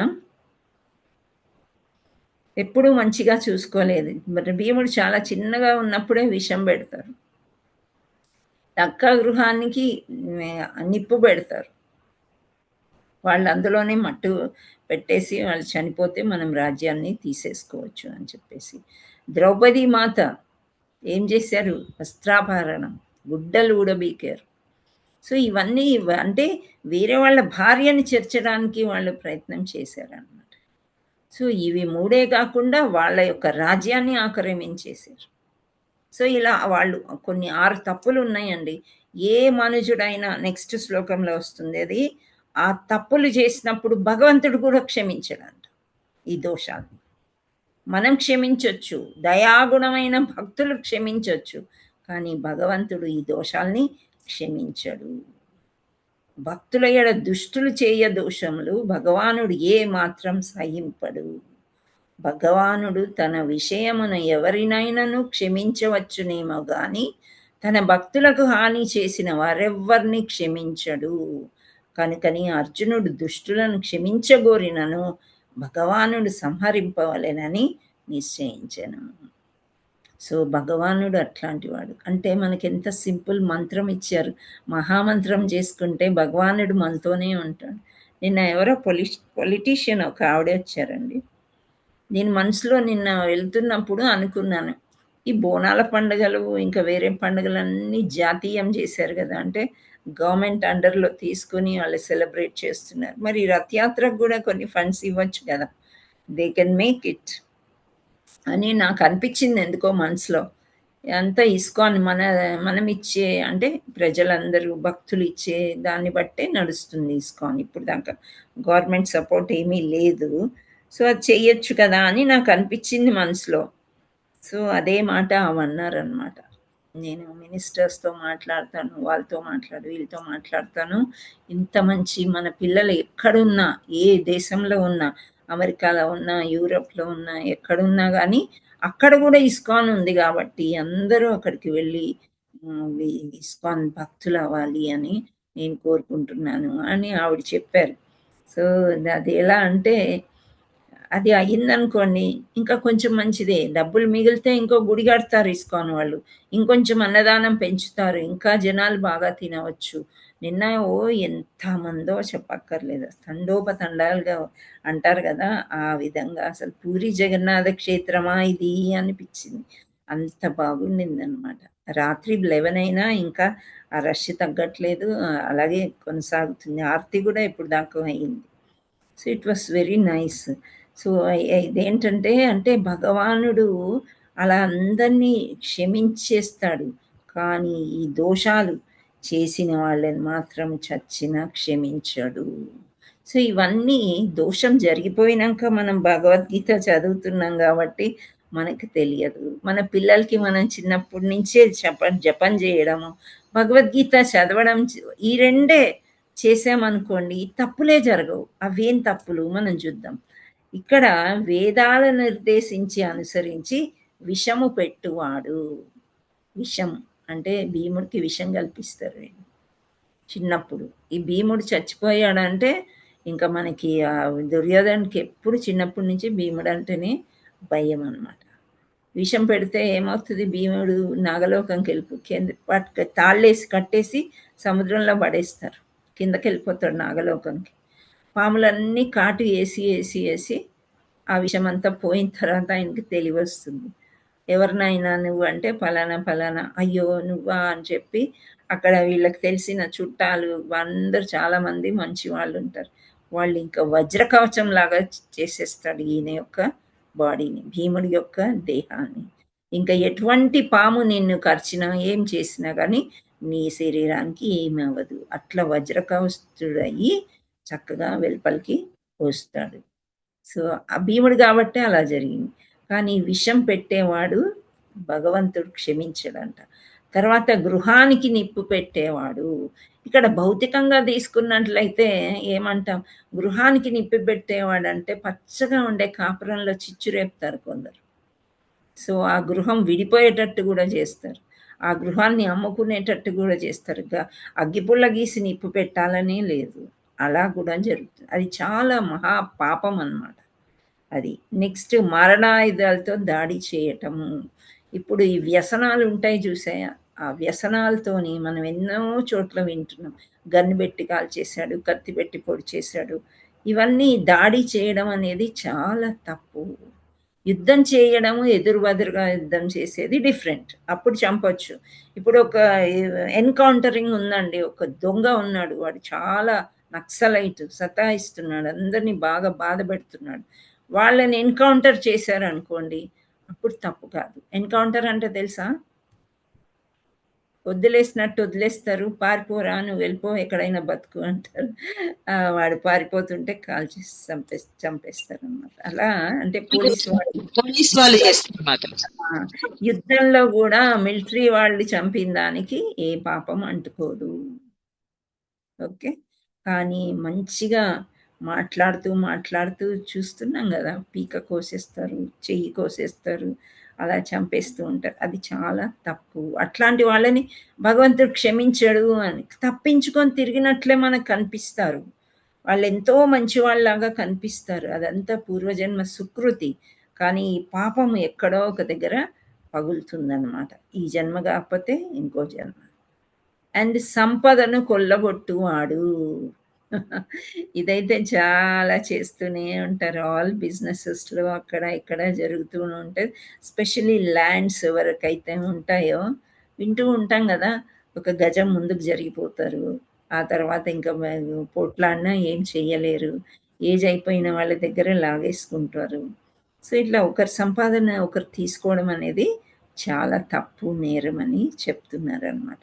ఇంకా 5వది ఏమంటున్నారు, ఇదే భూమిని ఆక్రమించేవాడు కూడా చాలా తప్పు. ఇదైతే చాలా జరుగుతుంది కదండి. మేము చూసిన చిన్నప్పుడు ఉండే నదులు, లేక్స్ అందాం మనము. సిటీలో ఎన్నో లేక్స్ ఉండేవి.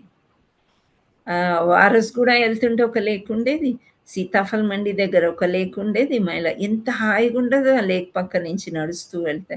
ఇప్పుడు లేవు, అన్ని బిల్డింగ్లు వచ్చేసాయి. దీన్నే భూమిని ఆక్రమించుకోవడం అని అంటారు. అది ఎట్లాంటి రూల్ అనేది ఇక్కడ నేను పెద్దగా మాట్లాడలేను, కానీ నాకు కూడా అర్థం కాదండి. ఒకసారి ఒక స్ట్రక్చర్ వచ్చేసిందంటే ఎవరేం చేయలేరంట. అది ఎట్లా చేయలేరు? కానీ కొన్ని కూల్చారు కదా, రేవంత్ రెడ్డి గారు వచ్చాక కొన్ని కూల్చారు. సో అట్లా ఎవ్రీ మినిస్టర్ కూడా సరిగ్గా చూసుకోవాలి. గవర్నమెంట్ ల్యాండ్ ఏది ఏంటి అనేది చూసుకోక ఆక్రమించేసుకుంటారు. అది దాన్ని ఎవరు క్షమించరంట. ప్రతి భూమి, సెంట్ భూమి కానీ ఏ భూమి అయినా భగవంతుడిదే. అది ఎవరికి చెందాలో వాళ్ళకి చెందుతుంది. కానీ ఆక్రమించేసుకొని ఈ జన్మంతా హాయిగా ఉన్నారు, కానీ వచ్చే జన్మలో ఉంటాయి వాళ్ళకి బాధలు. కానీ వాళ్ళకి ఆ జన్మ ఏంటి, మనం మళ్ళీ పుట్టినప్పుడు సంగతి మనకు గుర్తుండదు. కానీ ఎందుకు ఈ కష్టాలు కొని తెచ్చుకోవడం? భగవంతుడు చెప్తున్నాడు కదా, హాయిగా జపం చేసుకోండి, ఆధ్యాత్మిక భగవద్గీత భాగవతం చదువుకొని హాయిగా ఉండండి, నేనే సమకూరుస్తానని అంటున్నాడు. అది బాగుంటుందా? లేకపోతే ఈ పాపాలు చేయడం బాగుంటుందా? ఇవన్నీ పాపాలని భగవంతుడు చెప్పాడు ఇక్కడ చక్కగా. ఆయన నోటితోనే భగవద్గీత, భగవానుడు గీత ఆలాపన చేశాడు అనమాట. అండ్ లాస్ట్ పాయింట్, ఇతరుల భార్యలను చేపట్టేవాడు. సో ఇవి మనం వివాహేతర సంబంధాలు అని చెప్పుకుంటూ ఉంటాం కదా. సో వాళ్ళ భార్యనే వాళ్ళు చూసుకోలేరు, ఇంకా ఇతర భార్యలు ఎందుకు వాళ్ళకి? సో ఈ 6 తప్పులు ఎవ్వరు, ఈ 6 రకాల దుర్మార్గులు అని అంటున్నాడు ఇక్కడ శ్రీల ప్రభుపాదుల వారు. ఇటువంటి దుర్మార్గుల్ని భగవంతుడు ఎట్టి పరిస్థితుల్లో క్షమించడంట. వారిని సంహరించడమే, ఇంకా వేరేది ఏమీ లేదు. అందుచేత ఒక్కొక్కసారి కోర్టులో చూసారా, వాళ్ళకి మరణదండన తప్ప వేరేది లేదు అని అట్లాంటి దండన కూడా వేస్తూ ఉంటారన్నమాట. సో ఇది మనకి నెక్స్ట్ శ్లోకాలో ఇంకా డీటెయిల్గా వస్తుంది 1.36లో. సో ఇక్కడ నేను ఇది ఎందుకు కవర్ చేశానంటే, దుష్టులను క్షమించగోరినను భగవానుడు సంహరింపవలనని నిశ్చయించాను. సో భగవాను నిశ్చయం అలా ఉంటుంది ఈ 6 తప్పులు చేసిన వాళ్ళని. కానీ ఆధ్యాత్మికంగా భగవద్భక్తుడు పోనీలే క్షమించేద్దాము అని వదిలేద్దామని అనిపిస్తుంది అన్నమాట. ఓకే, హరే కృష్ణ కృష్ణ కృష్ణ హరే హరే, హరే రామ రామ రామ హరే హరే. श्रीमद् भगवद गीता की जय, श्रील प्रपाद की जय, गुरु महाराज की जय, श्री श्री श्री राधा मदन मोहन की जय, जगन्नाथ बलदेव सुभद्रा माई की जय, चैतन्य निताय गौर प्रेमानंदे, हरि हरि बोल. Hare Krishna. Thank you all so much. మీకు ఏమైనా ప్రశ్నలు ఉంటే హ్యాండ్ రైజ్ చేయొచ్చు. హరే కృష్ణ. ఏమి ప్రశ్నలు లేకపోతే ఇక్కడ భగవంతుడిని 3 నామాలతోని పిలిచాడు అర్జునుడు. చెప్పండి. మధుసూదన గోవింద గోవింద, మధుసూదన గోవింద, నారాయణ జనార్దన, నారాయణ కాదు జనార్దన. ఓకే, సో లాస్ట్ లో అంటాడు అనమాట, కా ప్రీతి స్యా జనార్దన. సో 3 నామాలతోని ఆయన అంటారనమాట. హరే కృష్ణ. సో ఇవి గుర్తుపెట్టుకోండి, వాటి యొక్క మీనింగ్స్ కూడా గుర్తుపెట్టుకోండి. గోవింద అంటే ఏంటి, మధుసూదన అంటే ఏంటి, జనార్దన అంటే ఏంటి, గుర్తుపెట్టుకోవడానికి ప్రయత్నం చేయండి. Hare Krishna. So thank you all so much. మీకు ఏమీ డౌట్లు లేవా? స్వాతి గోవిందు చెప్పండి. హరే కృష్ణ మాతాజీ. మాతాజీ, ఇప్పుడు మనము అంటే భగవద్గీత బుక్ ఉంటుంది కదా, అందులో ఏమైనా మనం పెన్సిల్ తో అలాగా, అంటే ఇప్పుడు క్లాస్ చెప్పినప్పుడు మామూలుగా నోట్స్ కాకుండా బుక్ లో రాయొచ్చా అని? రాయొద్దు మనకు. ఓకే. భగవద్గీత భాగవతం భగవంతుడితో సమానం. ఎస్ మాతాజీ. సో ఇప్పుడు మనము రాస్తే భగవంతుడి ముఖం మీదో చేతుల మీదో గీసినట్టు అని అంటారు. ఓకే మాతాజీ. ఓకే, యాక్చువల్లీ అది డౌట్. స్పెషల్లీ పెన్ తోనైతే అస్సలే రాయొద్దు. పెన్సిల్ తో ఇంకా మనకు తెలియక ఎప్పుడైనా రాసుకుని ఉంటే, అంటే మనం పుస్తకం చదివేటప్పుడు మనకు గుర్తు రావాలి అనుకుంటే అది వేరే విషయం. దానికంటే బెటర్ ఏంటి, ఒక నోట్స్ లాగా పెట్టుకుని మొదటి అధ్యాయంలో ఈ పాయింట్స్, రెండవ అధ్యాయము రెండవ శ్లోకం అని పెట్టుకుంటే అది పక్కన పెట్టుకుని చదువుకుంటూ ఉన్నారనుకోండి మనకి ఈజీగా ఉంటుంది. అయినా ఒక్కసారి ఒక 2-3 సార్లు, 10 సార్లు కంటే 18 సార్లు చదవాలంటండి భగవద్గీత ఫుల్ బుక్ అని చెప్తారు. అంత చదివినా మనకేం పర్ఫెక్షన్ ఉండదు మందమతులం, కానీ అలా అట్లీస్ట్ 2-3 సార్లు చదువుతూనే ఉంటే మనకి శ్లోకం చూడగానే మీనింగ్ అర్థమైపోతుంది. ఆ ఉదాహరణలు కూడా మనకు ఆటోమేటిక్గా మైండ్లోకి వస్తాయి అన్నమాట. అంత పర్ఫెక్ట్గా మనం రోజు, అందుకే రోజు చదవమంటున్నారు. మాకు చిన్నప్పుడు టీచర్లు చెప్పేవారు, మన దగ్గర పుస్తకం అంటే చిరిగిపోయి శిథిలం అయిపోతే అప్పుడు దాన్ని మనం సరిగ్గా చదివాము అని అర్థం అంట. ఎప్పుడైతే కొత్తగా అట్ట వేసి కవర్ కూడా తీయకుండా ఉంది, ఒక్క పేజీ కూడా ఏం నలగలేదు అంటే ఇది నువ్వేం చదివినావు అన్నట్లు అని చెప్పేవారు అనమాట. కానీ మనం భగవద్గీతను అలా చింపుకోవాలని నేను చెప్పట్లేదు, కానీ మనం వాడేదాన్ని బట్టి తెలిసిపోతుంది మనకి ఎంత చదువుతున్నాం ఎంత చదవట్లేదు. ప్రయత్నం చేయాలి రోజు చదవడానికి. ఇప్పుడు పుస్తకం తీయాలని ఏం లేదు, ఫోన్లో కంప్యూటర్లో అన్నిట్లో కూడా మనకి వస్తున్నాయి కాబట్టి అదే ఆన్ చేసుకునైనా మనం చదువుకోవచ్చు. రోజు ఒక్క శ్లోకం అన్నా చదవండి, ఆచార్యులు చెప్తున్నారు అలా. Okay, thank you so much మాతాజీ. హరే కృష్ణ. కరెక్ట్ డౌట్ అడిగారు, ఇది ఇంతకు ముందు కూడా డిస్కస్ చేశాము. ఇంకా any comments or points, anything? Hare Krishna మాతాజీ. చెప్పండి. ఏం లేదు మాతాజీ, తిలకధారణ వేసుకున్నాను, కరెక్టేనా లేదా అని మీరు పెట్టుకోమన్నారు కదా, గంధంతో పెట్టుకున్నాను Mataji. Okay, thank you Mataji. Okay, కరెక్టే. Thank you. Thank you Mataji. Hare Krishna. Hare Krishna. So ఎవరికి ఏమి డౌట్లు లేవు, ఏమీ లేదంటే శ్రావణి మాతాజీ ఇప్పుడు జగన్నాథ్ కథ ఉందా? ఎస్ మాతాజీ, మీరు క్వశ్చన్స్ అయిపోయి స్టార్ట్ చేద్దాం అనేసి ఆగాను. అయ్యో సో సారీ అమ్మా, నేను కొంచెం తొందరగా ముగించేదాన్ని, మర్చిపోయాను. పర్లేదు మాతాజీ, చిన్న స్టోరీనే. చెప్పండి, చెప్పేసి. పూజిత మాతాజీ మీరు హ్యాండ్ రైస్ చేశారు. హరే కృష్ణ మాతాజీ. చెప్పండి. అది మాతాజీ సండే నందనవనంలో రథయాత్ర ఉంది కదా మాతాజీ. అవునుంది. ఎన్ని గంటలకు స్టార్ట్ అవుతుంది మాతాజీ? అంటే వాళ్ళు 9 అంటున్నారమ్మా. 9 అంటే 10 11 అవ్వచ్చు. అక్కడ స్టార్ట్ అయితే ఏమవుతుంది, అక్కడక్కడే తిరుగుతుంది కాబట్టి మీరు రథాన్ని ఈజీగా పట్టుకోవచ్చు లేట్ వచ్చినా సరే. రిటర్నింగ్ మాత్రం సాయంత్రం అక్కడ డ్యాన్సులు నృత్యాలు ఎక్కువ చేసుకుంటూ ముగ్గులు వేసుకుంటూ నెమ్మదిగా కదులుతుంది. సో మనకి అందరికీ ఛాన్స్ దొరుకుతుంది రథం పట్టుకోవడానికి. అరౌండ్ 5 o'clock అట్లా రిటర్న్ వస్తుంది, 5:36. ఓకే, మీరు వస్తున్నారా మాతాజీ?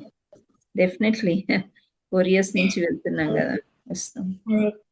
కలుద్దామని మాతాజీ, నేను మా పాప వస్తున్నాను. కానీ అది ప్రాబ్లం ఏంటంటే ఎంత సౌండ్ ఉంటుంది, ఫోన్ ఏమో వినిపించదు. అవును మాతాజీ.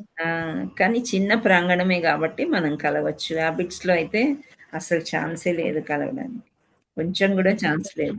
బాగా తెలిసిన వాళ్ళు, క్లోజ్ వాళ్ళు కూడా దూరం నుంచి చూసుకోవడమే కానీ కలిసే ఛాన్స్ లేదు. నిన్న మార్నింగ్ అట్లే జరిగింది, ఈవినింగ్ అట్లే జరిగింది. ఓకే, సరే మాతాజీ, వస్తాం మాతాజీ.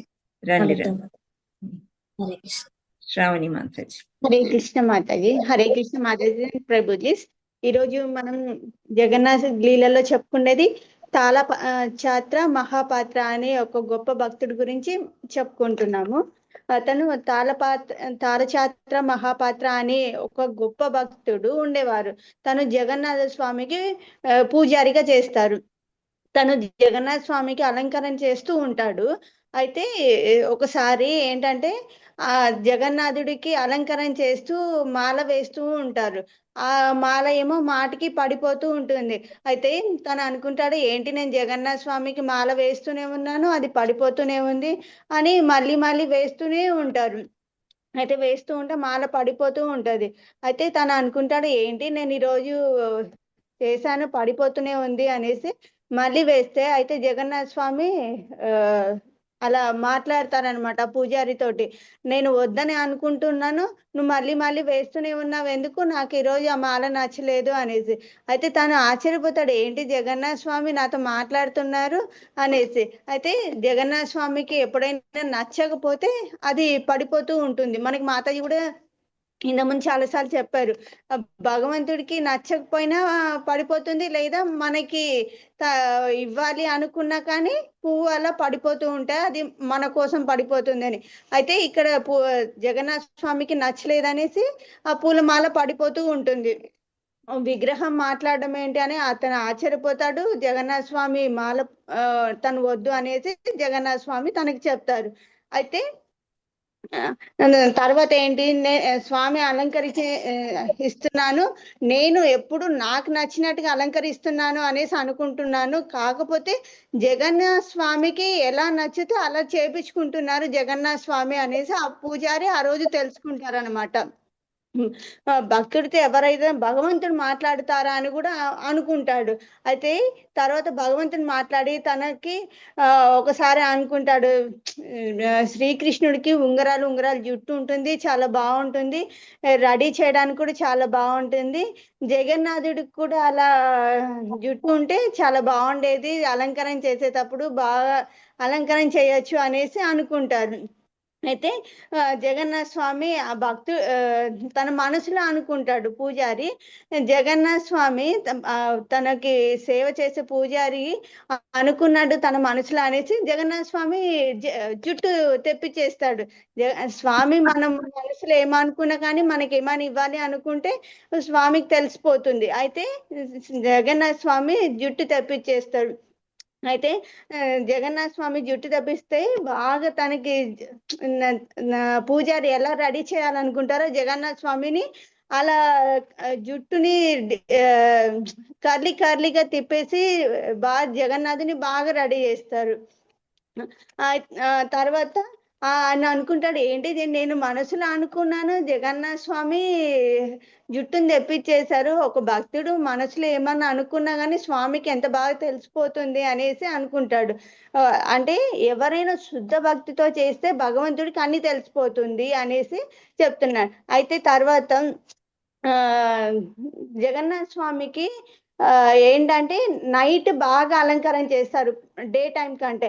ఎందుకు అంటే జగన్నాథ్ పూరిలో చెప్తానంట పాండాల్స్ ఏంటి అంటే, జగన్నాథ స్వామి రాత్రిపూట ఎందుకు బాగా రెడీ చేస్తామంటే, మనకి శ్రీకృష్ణుడు రాసలీలలు చేస్తారు రాత్రిపూట, అందుకనేసి జగన్నాథ స్వామికి మేము ఇక్కడ రాత్రిపూటే బాగా అలంకరణ చేస్తాం. ఎందుకంటే రాధారాణి గోపికలు అందరూ రాసలీలలు చేసేది రాత్రిపూటే కాబట్టి శ్రీకృష్ణుడు అప్పుడు అందంగా ఉండాలి, అందుకని మేము జగన్నాథ స్వామికి రాత్రిపూటే చాలా చక్కగా అలంకరణ చేస్తాము అనేసి అంటారంట. పొద్దున పూట స్వామికి అలంకరణ తక్కువ చేస్తారంట. ఎందుకు అంటే ఆయన రాసలీలలు ఆడేసి వచ్చి అలసిపోయి ఉన్నారు, ఇప్పుడు ఆయనకి అలంకరణ అంత చేయవలసిన అవసరం లేదు, అందుకనేసి నార్మల్ గా చేస్తారంట. నైట్ టైం మాత్రం జగన్నాథ స్వామికి చాలా అంటే చాలా బాగా అలంకరణ చేస్తారంట. అదే మన ఇస్కాన్ టెంపుల్స్ లో అన్ని టెంపుల్స్ లో ఏంటంటే నైట్ టైం సింపుల్ గా డ్రెస్సింగ్, నైట్ డ్రెస్సెస్ వేసి జ్యువెలరీ అంతా తీసేసి నార్మల్ సింపుల్ గా రెడీ చేస్తారు. కానీ జగన్నాథ్ పురిలో పాండాల్స్ చెప్తారంట పూజారులు, భగవంతుడు రాత్రిపూట గోపికలతోటి రాధారాణి తోటి అక్కడ బృందావన వాసులతోటి ఆయన నృత్యాలు ఇవన్నీ చేస్తారు కాబట్టి మేము బృందావనంలో కృష్ణుడు జగన్నాథుడు కాబట్టి మేము అలా రెడీ చేస్తాము అనేసి చెప్తారంట. తర్వాత ఏంటంటే జగన్నాథ స్వామికి రెడీ చేస్తారు కదా, ఆ పూలమాల ఉంటుంది, ఆ పూలమాలను పొద్దున్నే అక్కడ రాజు ఉంటారు కదా, ఆ నైట్ వేసిన పూలమాల అన్ని రాసలీలలు ఆడేసి వచ్చిన తర్వాత అది నలిగినట్లు అయిపోతుంది. కానీ ఆ మాల తీసుకొని వెళ్ళి ఎవరైతే రాజు ఉన్నారో ఆ రాజుకి ఇవ్వాలి. అక్కడ టెంపుల్ ఆచారం ఏంటంటే దాన్ని ప్రసాది మాల అనేసి అంటారంట. అయితే ఆ మాలను తీసుకెళ్ళేసి రాజుకి ఇస్తే రాజు స్వీకరించేసి దాన్ని తీసుకుంటారు. ప్రతిరోజు లాగానే తనకి దినచర్య ఏంటంటే పొద్దున టెంపుల్ ఓపెన్ చేసిన తర్వాత మాల తీసుకెళ్ళేసి రాజుకి ఇవ్వడం, రాజు దాన్ని స్వీకరించడం అనేది రోజు జరుగుతుంది. అయితే ఒకసారి రాజుకి మాల ఇచ్చినప్పుడు ఆ మాలలో పెద్ద వెంట్రిక వస్తుందంట. ఈ పెద్ద వెంట్రికలు మామూలుగా ఆడవాళ్ళకి ఉంటాయి, స్వామికి జగన్నాథుడికి అక్కడ వెంట్రికలే ఉండవు.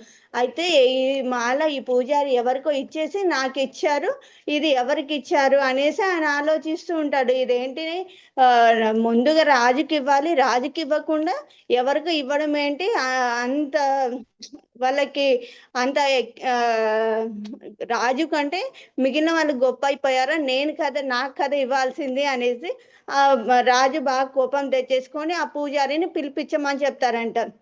పిలిపిస్తే పూజారిని అడుగుతారంట, ఏంటి నాకు ఇచ్చిన పూలదండలో వెంట్రిక వచ్చింది, నువ్వు ఎవరికి ఇచ్చావా అనేసి అడుగుతారంట.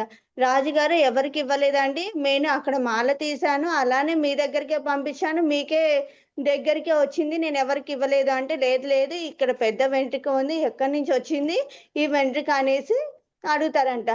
అది జగన్నాథ స్వామిది అంటే, జగన్నాథ స్వామికి వెంట్రికలు ఎక్కడున్నాయి, నువ్వు అబద్ధం చెప్తున్నావు, ఇప్పుడు నిజం చెప్పు అనేసి అడుగుతారు. లేదు అనేసి ఎంత చెప్పినా కానీ వినరంట. అయితే వినకుండా ఎవరైతే పూజారిని ఉన్నారో అతన్ని ఆ రాజు ఇబ్బంది చేస్తాడు. నువ్వు రేపటికల్లా నిజం చెప్పు, నిజం చెప్పకపోతే నేను కారాగారంలోనే ఉంచేస్తాను అనేసి చెప్తారంట. తర్వాత వెళ్ళేసి పూజారి రాజుగారు పడుకుంటారు. ఆ రోజు మొత్తం అదే జరుగుతుంది, నాకు ఇవ్వకుండా ఈ మాల ఎవరికో ఇచ్చారు అని దాని మీద సంభాషణ జరుగుతుంది.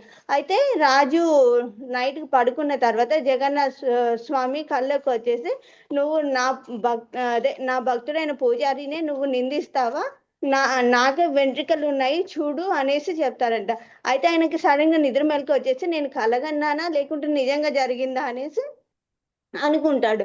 అయితే జగన్నాథ స్వామి కళ్ళ ఏం చెప్తారంటే, ఒకసారి నువ్వు వచ్చేసి నన్ను చూడు, నువ్వు చూసిన తర్వాత నాకు వెంట్రికలు ఉన్నాయా లేదో నీకు అర్థం అవుతుంది అంటే, ఆయన అయితే తనకి మెలకు వచ్చింది కదా, ఒకసారి వెళ్ళేసి తాళాలు తీసేసుకొని వెళ్ళి టెంపుల్ ఆల్టర్ ఓపెన్ చేసేసి బయట నుంచి చూస్తే వెంట్రికలు కనిపిస్తాయంట.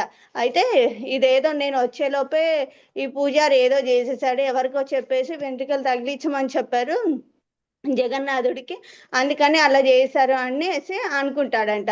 అయితే ఆయన ఏమనుకుంటాడంట, దగ్గరికి వెళ్ళేసి జగన్నాథుడికి నిజంగా జుట్ట లేకపోతే ఆంటీ ఇచ్చి పెట్టారా అనేసి వెళ్ళి చూస్తారంట.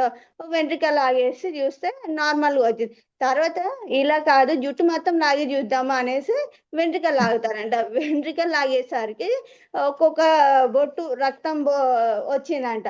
అమ్మో ఇది నిజంగానే జగన్నాథుడి జుట్టే, జగన్నాథుడికి జుట్టు లేదు కదా, జుట్టు ఎలా వచ్చింది అనేసి, వెంట్రికలు లేవు కదా అనేసి అనుకుంటారంట. అయితే జగన్నాథుడు చెప్తాడంట, పూజారి అనుకున్నాడు కృష్ణుడికి చాలా ఉంగరాల జుట్టు నల్లగా ఉంటుంది, చాలా సుందరంగా ఉంటాడు, అలాగే నన్ను కూడా ఆయన రెడీ చేయాలనుకున్నాడు, సో అందుకనేసి నేను కూడా ఆయన అనుకున్నందుకు వెంట్రుకలు తెచ్చుకున్నాను అనేసి అంటాడంట. అమ్మో భగవంతుడు తన భక్తుడు ఏదైనా అనుకుంటే తన భక్తుడి కోసం భగవంతుడు ఎంతటికైనా దిగొచ్చేసి చేస్తాడు అనేసి అనుకుంటాడంట. అయితే అయిన తర్వాత తను నన్ను క్షమించండి జగన్నాథ, నేను మీ లీలలు గుర్తించలేక మీ పూజారిని నేను బంధించాననేసి ఆ పూజారి దగ్గరికి వెళ్ళి మరుసటి రోజు పొద్దున వెళ్ళి సాష్టాంగ నమస్కారం చేసి, నాది తప్పైపోయింది క్షమించండి అనేసి రాజుగారు ఆ పూజారిని అడిగేసి తనని విడుదల చేస్తారు. అయితే మనకి ఇది నిజంగానా కాదా, ఈ స్టోరీ ఎక్కడ ఉంది అనేసి అంటే, మడల పంచిక అనే ఒక తాళపత్ర గ్రంథంలో రాసి ఉంది. ఆ గ్రంథాల్లో ఏంటంటే ఈ స్టోరీస్ జగన్నాథ్ లీలలు ఎక్కడైనా అంటే మా కనుమరుగైపోతాయనేసి మడల పంచిక అనే వాటిల్లో రాసి అవి జగన్నాథుడు వెనకాల అంటే ఒక ప్లేస్ దాచిపెట్టి పెట్టారు. అది తర్వాత తీయడం అంటే గుంతలాగా తవ్వి లోపల పెట్టారు. అది తీయడంలో ఇవన్నీ స్టోరీస్ దొరికాయి. అంటే నిజమా కాదా అని తెలుసుకోవడానికి అక్కడ గ్రంథాలలో ఇంకా ఉన్నాయి. జగన్నాథుడి లీలలన్నీ జరిగినవన్నీ పూర్వం జరిగిన ప్రతిదీ ఈ మడల పంచిక అనే గ్రంథంలో రాసి పెట్టారు. అంటే జగన్నాథుడి లీలలు నిజంగానే జరిగాయి. తన భక్తులు ఎవరైనా ఏమైనా కోరుకున్నారంటే జగన్నాథుడు ఆ భక్తుల కోసం ఏ పనైనా దిగి వచ్చేసి అంటే భగవంతుడు మనం కోరుకున్నామా అంటే మన కోసం ఎంతటికైనా దిగేసి వచ్చి మన కోసం భగవంతుడు మన కోరికలు నెరవేరుస్తారు. అది శుద్ధ భక్తితో ఉన్న వారికి ఖచ్చితంగా చేస్తారు అనేసి ఈ story. Hare Krishna Mataji. Thank you Mataji. So nice. అసలు ఎలా చూడండి టైం టేబుల్ భగవద్గీతలో ఏమైతే చదువుకున్నామో ఇక్కడ ప్రత్యక్షంగా మనకి తెలిసిపోయింది. సో భగవంతుడు సమయం వచ్చినప్పుడే భక్తులకే కోరికలు తీరుస్తాడు, కానీ మనం కోరుకున్నప్పుడు కోరికలు తీరవు అనేది భగవద్గీతలో చదివాం. సో అక్కడ అర్జునుడు అయితే ఇక్కడ ఈ పూజారి. So nice. చాలా జగన్నాథ్ లీలలు అన్ని ఆల్మోస్ట్ మన క్లాసెస్ కి సింక్ అవుతున్నాయి మాతాజీ. అవుతున్నాయి. అది అదే వెరీ నైస్. చాలా బాగుంది స్టోరీ. హరి హరి బోల్. Thank you Mataji. హరే కృష్ణ మాతాజీ. హరే కృష్ణ.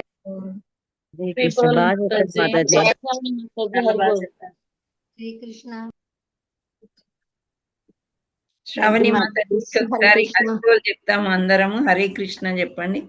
హరే కృష్ణ హరే కృష్ణ హరే కృష్ణ కృష్ణ కృష్ణ హరే హరే హరే రామ హరే రామ రామ రామ హరే హరే హరే కృష్ణ హరే కృష్ణ కృష్ణ కృష్ణ హరే హరే హరే రామ హరే రామ రామ రామ హరే హరే హరే కృష్ణ హరే కృష్ణ కృష్ణ కృష్ణ హరే హరే హరే హరే ఆది గౌరవ భక్త వృంద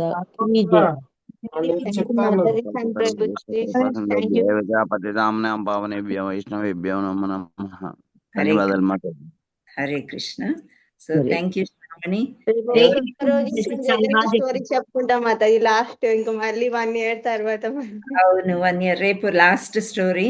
ఎల్లుండి అందరూ రథయాత్రకు రండి నందనవనంకి. ప్రయత్నం చేయండి. కాసేపు అయినా వచ్చి వెళ్తే మీకే మంచిగా చాలా ఆనందిస్తారు. Okay. Hare Krishna Mataji. Location share చేయగలరా? నందనవనం మాకు తెలియదు మాతాజీ ఎక్కడ ఉంటుందో. డెఫినెట్లీ షేర్ చేస్తాను గ్రూప్ లో. ఓకే. Thank you. ధన్యవాదాలు మాతాజీ. హరే కృష్ణ. సో శ్రావణి మాతాజీ ఎవరు ప్రేయర్ చేయకపోయినా ప్రేయర్ చేస్తారు, జపం చేయకపోయినా జపం చేస్తారు. ఇప్పుడు స్టోరీ టెల్లింగ్లో కూడా ఎవరు లేరు అని నేనే చెప్పేస్తాను అని. సో అవకాశాలు అలా లాక్కోవాలన్నమాట మనం అందరం కూడా. ఇప్పుడు ఛాన్స్ సో ఏదో కాసేపు కొంచెం స్ట్రగ్లింగ్ ఉంటుంది. ప్రిపేర్ అవ్వడం అంత ఈజీ కాదు, కొంచెం స్ట్రగుల్ ఉంటుంది, కానీ తర్వాత వచ్చే ఆనందము చాలా రెట్లు. అవునా కదా శ్రావణి? దానికోసం అన్ని క్లాసెస్ వింటున్నాం మాత, రిఫర్ చేస్తున్నాం ఎక్కడ స్టోరీ దొరుకుతుంది అని కొత్తవి. Right, nice. Okay, thank you. ప్రేయర్స్తోనే చెప్పండి మాతాజీ. నాకు 108 మెయిన్ శ్లోకాలు ఉంటాయి కదండి భగవద్గీతవి, అందులో అవి నేర్పిస్తారా మాతాజీ? అది అయిపోయిందమ్మా, కోర్స్ చేసేసాము. ఓకే ఓకే, లో చేసాము కోర్స్. మళ్ళీ ఎప్పుడైనా స్టార్ట్ అవుతే ఇంకా నాకు నేర్చుకోవాలని ఉంది మాతాజీ. మీ ప్రొనౌన్సియేషన్ లో మాకు తెలియదు కదా, కొన్ని మిస్టేక్స్ వస్తాయి కదా, ఎవరు నేర్పిస్తే బాగుంటుందని నా మాతాజీ. ఫ్యూచర్ లో ఇంకో క్లాస్ ఏదైనా ఇస్తే అరౌండ్ 3 o'clock నేను తీసుకోవడానికి రెడీగా ఉన్నాను. గ్రూప్ ని అడుగుతాను, ఇస్తే కనుక అక్కడ చేద్దాం. Okay okay. నేను మిమ్మల్ని కలిసాను మాతాజీ నిన్న. మీ పేరు? నా పేరు రమాదేవి అండి. ఓకే. అవును. నిన్న కలిసారు మాతాజీలు, ప్రభుజీలు. మీరందరూ వీడియోలు ఆన్ చేసుకోరు కాబట్టి నేను గుర్తుపట్టలేను. కానీ అలా నన్ను కాదు మాతాజీ, ఇవాళ గుర్తుపడతారు. ఏమైందంటే నేను క్లాస్ స్టార్ట్ చేశాను. నిన్న రథయాత్రకి వెళ్ళి వచ్చాం కదా, హ్మ్. అనుకోకుండా నిద్ర పట్టేసింది నాకు. మళ్ళీ శ్రావణి మాతాజీ కథతోటి లేపేశాడు జగన్నాథుడు నన్ను. అనుకోకుండా పడుకుండి పోయిన అనమాట, నాకు తెలియకుండానే. ఓకే. భక్తులు అలసిపోయినప్పుడే పడుకుంటారు అని చెప్పారు కదా మాతాజీ. భాగవతం వింటుంటే, భగవద్గీత వింటుంటే. హ్మ్. అదే మళ్ళీ అలా అంటే తప్పు